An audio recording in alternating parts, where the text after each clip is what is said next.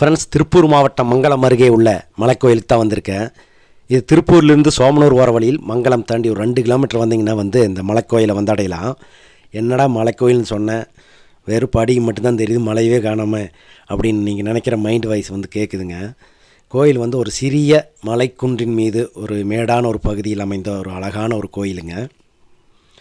முதியவர்கள் கூட ஈஸியாக ஏறி வரக்கூடிய வகையில் சைடில் பார்த்திங்கன்னா ஒரு சிறிய படிகள் கட்டி அதற்கு பிடித்தேறுவதற்கு ஒரு கம்பியும் குடிச்சிருக்கிறாங்க. மேலே வந்தீங்கன்னா அப்படியே ஆரத்தளவும் காற்றும் அமைதியும் அப்படியே ஒரு அழகாக இருக்குதுன்னு சொல்லாங்க. அவ்வளோ ஒரு அமைதி, அருமையான காற்று. அதை நீங்கள் இந்த இடத்துக்கு வந்தால் தான் நீங்கள் உணர முடியும். நிறைய பேர் நாம் இந்த வழியை பயணம் பண்ணியிருப்போம். மங்கலம் வழியை நிறைய பேர் போயிருப்போம். ஆனால் இப்படி ஒரு கோயில் அருகாமையில் இருக்கிறது இதுவரை அதிகமாக தெரியல.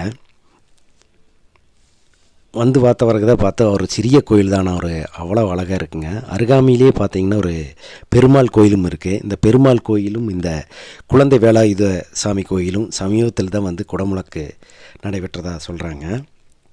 மேலும் இங்கே செவ்வாய் தோறும் எதிரி, கடன், வியாதி, நினைத்த காரியங்கள் வெற்றி பெற சத்ரு சம்ஹார திரிசதி அர்ச்சனை இந்த கோயில் நடைபெறுகிறது.